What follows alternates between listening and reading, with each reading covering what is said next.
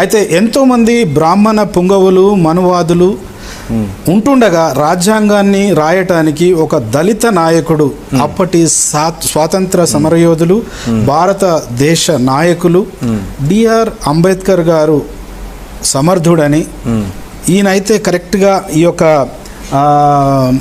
రాజ్యాంగాన్ని రాయగలడు అని ఎలా అనుకున్నారు? ఆ బాధ్యతను ఎలా ఆయనకు అప్పగించారు? రైట్, ఇది చాలా అడిగాను చూడండి. కరెక్ట్ చాలా ఇంపార్టెంట్ క్వశ్చన్, చాలా ఇంపార్టెంట్ క్వశ్చన్ ఇది.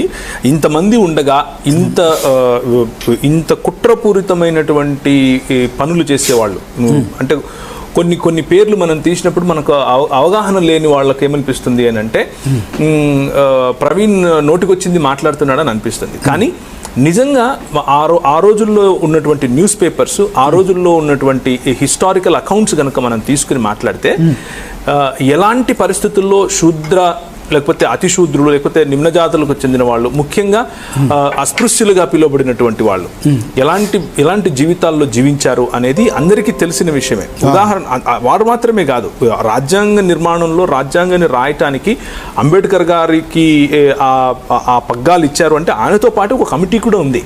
ఆ కమిటీలో మిగిలిన వాళ్ళు కూడా ఉన్నారు. కానీ ఎవరు పెన్ను పెట్టి ఏది చేయలేదు, అది తెలిసిన విషయమే. ప్లస్ అందులో స్త్రీలు కూడా ఉన్నారు. ఆయనే సపోర్ట్ చేసి మరి స్త్రీలను కూడా తీసుకొచ్చాడు. ఒక చిన్న మాట చెప్పి నేను మీరు అడిగిన ప్రశ్నకు సూటైన సమాధానం దగ్గరికి వస్తాను.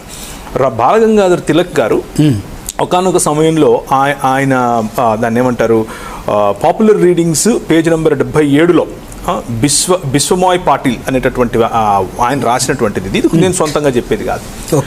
ఆయన ఏమంటాడు అని అంటే ఆయన యొక్క ఆలోచన పద్ధతులు ఎలా ఉంటాయంటే, ఆడోళ్ళకి ఏంది ఇచ్చేది నువ్వు, ఆడోళ్ళు వచ్చి ఏం చేస్తాడు, రొట్టెలు చేస్తారా, ఆడోళ్ళు వచ్చి వండుతారా అని ఆయన తన పేపర్లో రాసుకున్నాడు. ఓకే, తను పబ్లిష్ చేసే డైలీ పేపర్స్లో రాసుకున్నాడు. ఓకే, ఆడోళ్ళు ఇక్కడికి వచ్చి ఏం చేయాల్సిన అవసరం లేదు, భారతదేశం స్వాతంత్రం మా జన్మ హక్కు అన్నాడు. ఏంటి స్వాతంత్రం ఆయన కోరుకుంటున్నది అని అంటే, ఆయన కోరుకుంటున్న స్వాతంత్రం ఏమిటి అని అంటే, కుల లేకపోతే ఈ వర్ణ వ్యవస్థలో మేము బ్రతకాలి. ఓకే, నేను బ్రాహ్మణుణ్ణి, నేను అలాగే బ్రతకాలి, నేను తలగా ఉండాలి, అది నా స్వాతంత్రం. అది ఆయన ఉద్దేశంలో స్వాతంత్రం. మీరు అనుకుంటున్నట్లు నేను అనుకుంటున్నట్లు భారతదేశంలో తెల్లోళ్ళు ఉండకుండా వెళ్ళిపోవటం అనే స్వాతంత్రం కాదు. ఆయనకు తెల్లోళ్లతో సమస్య లేదు. అక్కడ చేస్తున్నటువంటి గవర్నెన్స్ చేస్తున్నటువంటి తెల్లోళ్లతో సమస్య లేదు.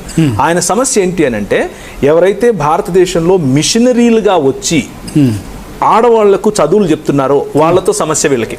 ఓకే, గాంధీ గారికైనా సరే, తిలక్ గారికైనా సరే, గోల్వాల్కర్ గారు